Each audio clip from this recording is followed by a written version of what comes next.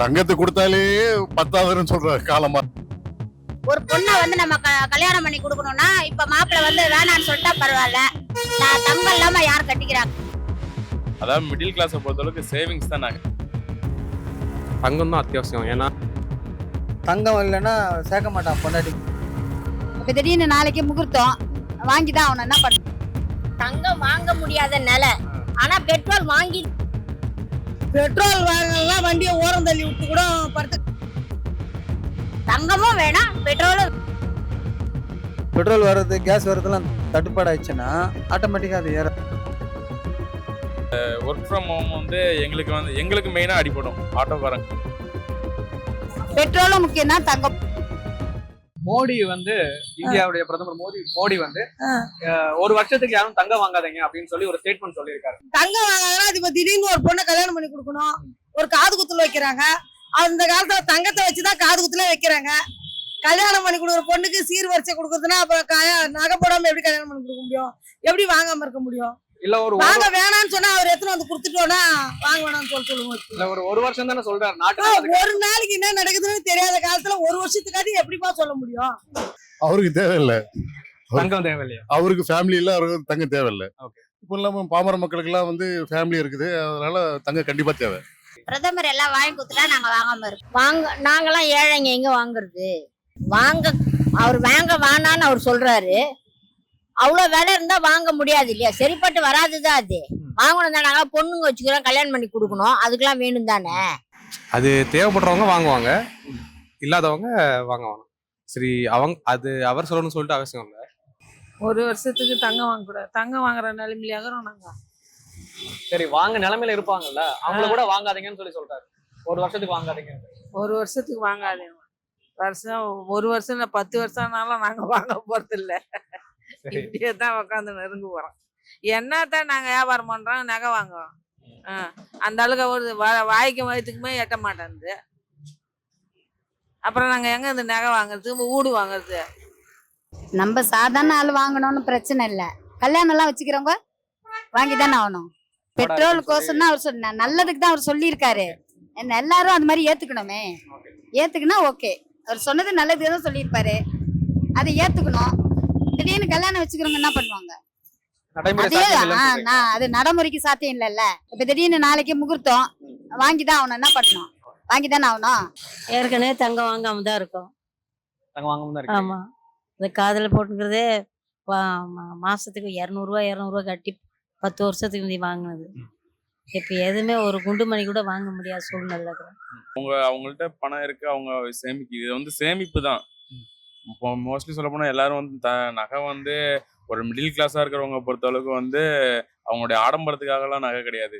எல்லாருமே அவங்களுடைய தேவைக்கு, அதாவது இருக்கும் போது அதை வாங்கி வச்சுக்கிட்டு, அதை இல்லாத போது அதை வச்சு செலவுக்கானது. அதை சேவிங்ஸ்லாம், அதாவது மிடில் கிளாஸை பொறுத்த அளவுக்கு சேவிங்ஸ் தான் நகை. அது பினாமி மாதிரி பதுக்கிறதுக்கு இல்லை, சேவிங்ஸ் தான். அதை இப்போதைக்கு வச்சு வாங்கி பணம் இருக்கும் போது வாங்கி வச்சுப்பாங்க. பணம் இல்லாத போது அதை அடகு வச்சு அதை திருப்பி இதுதான் பண்ணுவாங்களே தவிர அதை பெரிய ஆடம்பரம் எல்லாம் கிடையாது நகையை பொறுத்த அளவுக்கு. அது கண்டிப்பா வாங்கிதான் ஆகணும். இன்னைக்கு நாட்டுல வரதட்சணை குடும்பம் அதிகமாயிட்டே இருக்கு. தங்கம் இல்லைன்னா சேர்க்க மாட்டான் பொண்டாட்டிங்கள. அப்போ கட்டாயமா வாங்கிதான் ஆகணும். எதையோ வித்து நிலத்தை வித்துலாம் கூட வாங்கி பொண்ணுங்களுக்கு கொடுத்துதான் ஆகணும்.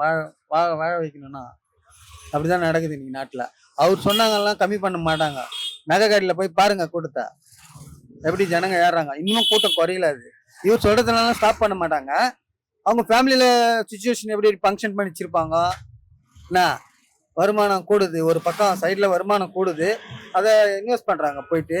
அது கூடிக்கிட்டு தான் இருக்குது, அது குறையாது.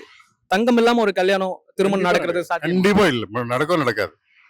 தங்கத்தை கொடுத்தாலே பத்தாதுன்னு சொல்ற காலமா இருக்குது. சரி, இதுல தங்கமே இல்லாத அப்படி ஒண்ணு தேவ தூதர்கள் கிடையாது. தங்கம் வாங்காம கல்யாணம் பண்றது தேவ தூதர் அவங்களுக்கு தேவையில்லை. பாமர மக்களுக்கு அந்த நல்ல காரியத்துக்கு தங்கம் கண்டிப்பா தேவை. அவன் ரொம்ப படு ஏழையா இருந்தாலும் ஒரு துளி தங்கமாக தேவை.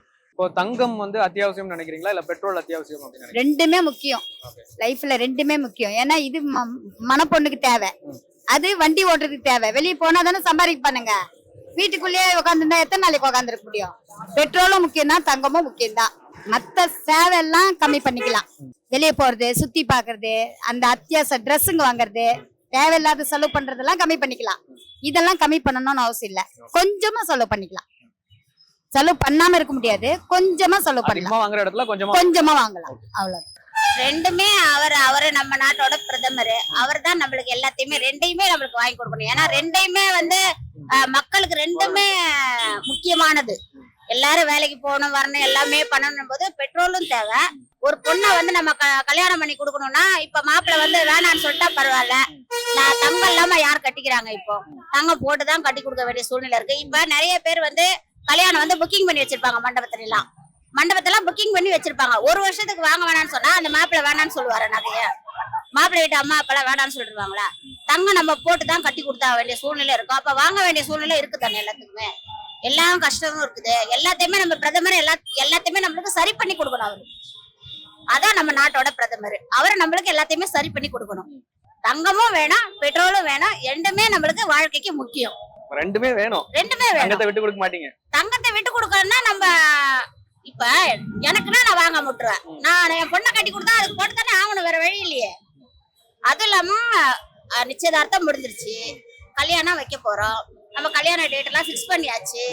அதுக்கு வந்து நம்ம தங்கம் வாங்கி தான் கொடுத்தாகணும், வேற வழி கிடையாது. தங்கத்தை போட்டு தான் கொடுத்தாகணும். ஏன்னா அவர் என்ன சொல்லி சொல்றாருன்னா, கொரோனா டைம் வந்துச்சுல, கொரோனா டைம்ல நாம சில விஷயங்கள்லாம் வந்து கட்டுப்பாடோட இருந்தோம், வெளியே வரக்கூடாது இருந்தோம், நிறைய விஷயங்களை நம்ம கண்ட்ரோல் பண்ணோம். அது மாதிரி இந்த ஒரு வருஷத்துக்கு இதுவும் ஒரு கொரோனா டைம் மாதிரி தான், ஒரு அசாதாரண சூழ்நிலை. அது வந்து இயற்கை, இது வந்து செயற்கை. இயற்கை வந்து உலகம் ஃபுல்லா பந்தாலும் இருந்தது. அப்ப கல்யாணம் நடக்கல, நல்லது கெட்டது நடக்கல, சீமங்க அப்படி இருக்க போக அது அப்படியே இதுவா இருந்துச்சு. இப்ப நீங்க சாப்பாட்டை தட்டுல போட்டு வச்சுட்டு சாப்பிடாம இருன்னு சொன்னாக்கா எப்படி இருக்க முடியும்? அது வந்து பெட்ரோல் கடையை மூடணும், மொத்தம் உலகம் ஃபுல்லா க்ளோஸ் பண்ணிட்டா கம்முன்னு இருக்கலாம். இப்ப கடையை திறந்து வச்சுட்டு நகை வாங்காத இருந்தா எப்படி இருக்க முடியும்? தங்கத்தை விட பெட்ரோல் வந்து அத்தியாவசியம் தானே. எவ்வளவு பேர் வேலைக்கு போகணும், எவ்வளவு விஷயங்கள் இருக்கு. பெட்ரோல் வாங்கலாம், வண்டியை ஓரம் தள்ளி விட்டு கூட படுத்து கிடக்கலாம். அதுக்காக எப்படி வாங்காதவே இருக்க முடியும்? பெட்ரோல் வாங்காதவே எடுத்துருவாங்களா? எவ்வளவு விலை வித்தெல்லாம் வாங்குறாங்கல்ல. ஆமா, அது அத்தியாவசியம்ல. இன்னைக்கு பெட்ரோல் அத்தியாவசியம்னா இதுவும் ஒரு அத்தியாவசியம் தான். இப்ப அத்தியாவசியம் தேவையில்லாம ஏன் போய் வாங்க போறாங்க? ஒரு வருஷத்துக்கு இப்ப எங்க கிட்ட நாங்க வாங்கக்கூடிய சூழ்நிலை இல்ல. நாங்க 10 வருஷம் கூட வாங்காம கூட கிடக்கும். இப்ப வாங்கக்கூடிய சூழ்நிலை இருக்கிறவங்க என்ன பண்ண முடியும்? வாங்கிதான் ஆகணும். அதுவும் பெட்ரோலும் அவங்க கிட்ட கேட்டு வாங்கிதான் ஆகணும். இதையும் விட்டு கொடுக்க முடியாது, அதையும் விட்டு கொடுக்க முடியாது. அவங்க கிட்ட பேசி சமாளிக்கலாம். நம்ம கேட்க வேண்டிய முறையில கேட்டு வாங்கிக்கலாம்.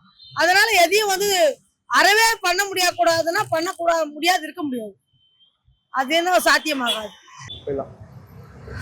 விலைவாசி கூட போகிறதுக்கான அறிகுறியாக பார்க்குறாங்க. எனக்கு தெரிஞ்ச வரைக்கும் அவங்க பேசினாலே அடுத்து வரப்போகிறது கொஞ்சம் கிரிட்டிக்கலாக இருக்கும்ன்றாங்க. கவர்மெண்ட்டில் ஏறுன்னு சொல்கிறாங்க. தண்டனை எடுக்குதாங்க அதிகமாக. அது ஆல்மோஸ்ட் நீரிணையை மூடிட்டாங்க. இது இன்னும் பிரச்சனை அதிகமாக போகுதுன்னு தான் அவங்களுக்கு தகவல் வந்து அவங்க சொல்கிறாங்க. இது நம்ம கம்மி பண்ணிக்கணும்னா நமக்கு நல்லது. ஆனால் விலைவாசி கூடுறதுக்கான வாய்ப்பு அவங்க எப்போ பேசினாலும் அது மாதிரி தான். முன்னாடியே பேசுவாங்க, அப்புறமா கூடிடும் ஆட்டோமேட்டிக்காக. அதுக்கு தான் அவங்க முன்னெச்சரிக்கை தான் பண்ணுறது. அது விலையேறதுக்கான முன்னெச்சரிக்கை நடவடிக்கை தான் சொல்கிறாங்க. ஓகேண்ணா, இப்போ இந்த ஒர்க் ஃப்ரம் ஹோம் பார்க்க சொல்லியிருக்காங்க இல்லையா? எல்லாரும் வீட்டில் இருந்து வேலை பாருங்க, பெட்ரோல்லாம் கம்மியாக யூஸ் பண்ணுங்க, பொது போக்குவரத்தை. அது ஜென்ரலான யோசனை தான். அது நடைமுறைக்கு சாத்தியமாகாத.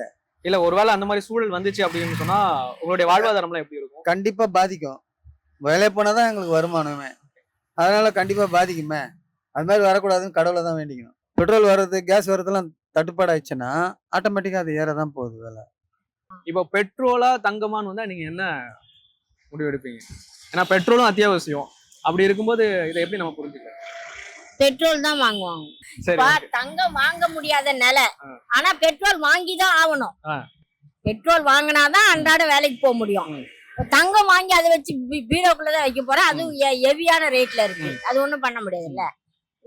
பெட்ரோல் கண்டிப்பா நம்ம வாங்கணும். இப்போ தங்கம் வாங்காம ஒரு வருஷம் தங்கம் வாங்காம இருக்கிறதுனால யாருக்கும் எந்த பாதிப்பும் இல்ல.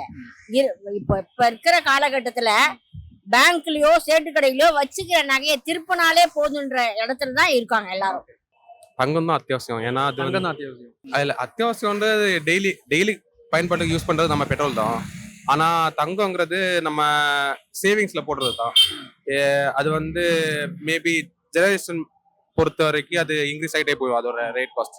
அது வந்து வாங்கணும்னு நினைக்கிறவங்க வந்து வாங்கிட்டே இருப்பாங்க, இல்லாதவங்க பஸ்ல போறீங்க, பஸ்ல வரீங்க. சப்போஸ் பெட்ரோல் தட்டுப்பாடு ஆயிடுச்சு பஸ் எல்லாம் ஓடாது. அப்படின்னு சொன்னா அப்ப எப்படி உங்களால? கவர்மெண்ட்டை பொறுத்த வரைக்கும் அவங்களுக்கு வந்துட்டே தான் இருக்கும். So, அப்படி இல்ல, கவர்மெண்ட்டுக்கு வர முடியாது அப்படிங்கிற கட்டத்துல தான் சொல்றாங்க. கவர்மெண்ட்டுக்கே வாங்க முடியாத ஒரு சூழல்ல தான் இருக்கு நாடு இப்ப. அப்படி இருக்கிறப்ப இப்போ தங்கம் தான் அத்தியாவசியம், நான் தங்கம் வாங்குவேன், பெட்ரோல் எனக்கு பிரச்சனை இல்லை அப்படின்னு சொன்னா அது எவ்வளவு பெரிய பாதிப்பை ஏற்படுத்தும்? கண்டிப்பா பெரிய பாதிப்பு தான் ஏற்படுத்தும். முடிஞ்ச அளவு தனியா ஆளுக்கு ஒரு பைக்ல போறது, ஆளுக்கு ஒரு கார்ல எடுத்துட்டு போறது, இதெல்லாம் தவறுங்க அப்படின்னு சொல்றாரு. ஏன்னா பெட்ரோல் நம்ம கிட்ட கம்மியா இருக்கு. அதான் பெட்ரோலை பொறுத்த அளவுக்கு நீங்க சொல்ற மாதிரின்னா, அதாவது வந்து ஒன்ஸ் யூஸ் பண்ண, அதாவது ஒரு ஐல இருக்கிறவங்க ஒருத்தர் வந்து ஒரு கார் யூஸ் பண்றாங்க, அது வேணா வாஸ்தவமான பேச்சு தான். ஆனா மிடில் இருக்கிறவங்க யாரும் ஃபேமிலியோட போனா மட்டும் தான் கார்ஸ் எல்லாத்தையும் யூஸ் பண்ணுவாங்க. இப்போ இந்த ஒர்க் ஃப்ரம் ஹோம் பார்க்க சொல்றாரு, அது சாத்தியமா? ஒர்க் ஃப்ரம் ஹோம்லாம் எவ்வளவு நாளைக்கு தான் நீங்க வீட்லயே உட்காந்து பார்க்க முடியும்? சரி, அதெல்லாம் சாத்தியம் இல்லாத விஷயம் தான். அது பார்க்கலாம். இப்ப கொரோனா டைம்ல பார்த்தாங்க, அது வந்து ஊரடங்கு, அதனால யாருமே வெளியே போக முடியாத சுச்சுவேஷன், அதனால பார்த்தாங்க. ஆனா வந்து எல்லாருமே வந்து வீட்லயே இருந்து பார்க்க முடியாதுல்ல ஒர்க் ஃப்ரம் ஹோம். யாருமே வெளியே வரலன்னா போக்குவரத்து எங்களை மாதிரி ஆளுங்களுக்கு டிஸ்டர்பன்ஸ் தான். இப்போ நீங்க ஆட்டோ ரேபிடோ ஓட்டுறீங்களா? நான் ஊபர், ரேபிடோ இது எல்லாமே யூஸ் பண்ணுவேன். அதெல்லாம் எந்த அளவுக்கு இது பாதிப்பு ஏற்படுத்தும்னு நினைக்கிறீங்க? கம்பல்சரி பாதிப்பு தான். ஏன்னா இப்ப இங்க இருக்கிறவங்க எல்லாருமே மோஸ்ட்லி வந்து இங்க இருக்கிற, அதாவது வந்து பீக் ஹவர்ஸ் எல்லாமே வந்து ஆபீசர்ஸ் தான், ஆபீஸ் ஒர்க்கிங் இந்த மாதிரி தான் ஆட்டோவை புக் பண்றது காரணமே. இப்ப அவங்க எல்லாமே வீட்டு ஒர்க் ஃப்ரம் ஹோம் பண்ணிட்டாங்கன்னா யாருமே வந்து புக் பண்ண மாட்டாங்க. அப்ப நாங்க இப்போ உட்காந்து இருக்கிற மாதிரி உட்காந்து தான் இருக்கணும்.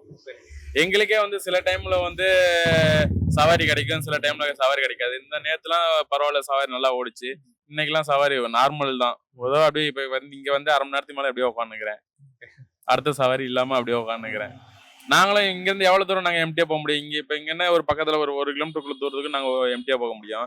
இங்க இருந்து நான் வடபழனி வரைக்கும் நான் ஒன் எம்டியா போனா எனக்கு இங்க இருந்து ஒரு 7 கிலோமீட்டர் வந்துடும். 7 கிலோமீட்டருக்கு எனக்கு தான் கேஸ் அடி வாங்கும். இப்ப பெட்ரோலுக்கும் கேஸுக்கும் கொஞ்சம் டிஃபரன்ஸ் இருக்கு. பெட்ரோல் போட்டா 100 சில ரூபா பெட்ரோலு, இப்ப கேஸ் வந்து அதுவே 94 ரூபா வந்துருச்சு. இப்ப கேஸ்ல ஓட்டினோம்னா எங்களுக்கு வந்து ஒரு 20 கிலோமீட்டர் கிடைக்கும். 20ங்கிறது ஒரு 35 கிலோமீட்டர் சிஎன்ஜி கிடைக்கும். பெட்ரோல்ல போட்டோம்னா ஒரு 17 கிலோமீட்டர் தான் பெட்ரோல் தரும். ஆனா எங்களுக்கு ரெண்டையும் கம்பேர் பண்ணும்போது கேஸ் தான் எங்களுக்கு லாபம். ஆனா இருந்தாலும் வந்து ஒர்க் ஃப்ரம் ஹோம் வந்து எங்களுக்கு மெயினா அடிபடும். ஆட்டோக்காரங்கள்ல பொதுவாவே வந்து போக்குவரத்துல யூஸ் பண்றாங்க பாத்தீங்களா, அவங்களுக்கு கம்பல்சரி அடிபடும். ஓகே, ரொம்ப நன்றி. Okay, thank you.